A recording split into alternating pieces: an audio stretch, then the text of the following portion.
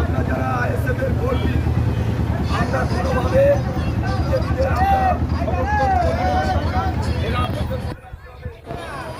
বড় ভাইরা ছোট ভাইরা এসে আইএসএফ এর নেতৃত্বে আজকে আমরা সবাই প্রতিটা এলাকায় আমরা ঘুরছি।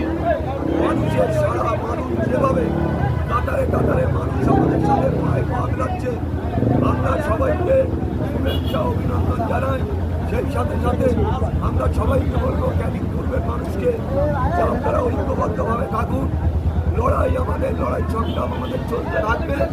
হয়তো কিছু বিজেপির লোকেরা আমাদের ছেলেদের উপরে আক্রমণ করার চেষ্টা করছে, আমাদের সেগুলো সাবধানে থাকতে হবে। যদি মনে করে কেউ যদি মনে করে গাদ্দারি করবে আমাদের সাথে, আমরা তৈরি আছি, আমরা প্রস্তুত আছি, কারুর ছেড়ে কথা বলবো না, এটা সবার মনে রাখতে হবে। কারুর ছেড়ে কথা বলবো না। আমরা এখানে শুনেছি যে আইএসএফ এর ফেরাক ছেড়ে দেওয়া হয়েছে। আমরা বলতে চাই যে যার দল করবে আমাদের কোনো আপত্তি নেই, কিন্তু আমাদের ফ্ল্যাগ ফেস্টুন ছিঁড়লে পরবর্তীতে কিন্তু তারা ভুগবে। এটা আজকে আমি এখানে দাঁড়িয়ে বলে যাচ্ছি। তাই সবার মনে রাখতে হবে যে আমরা আইএসএফ, আমরা কারোর কাছে মাথা নত করি না। বিজেপি, আমরা তৃণমূল, অন্য কোনো দলের সাথে আমাদের সম্পর্ক নেই।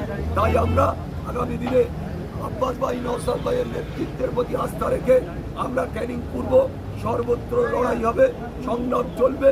কারুর কাছে মাথা নত নয়, আমরা লড়াই করব, সংগ্রাম করব, এটা সবার মাথায় রাখতে হবে।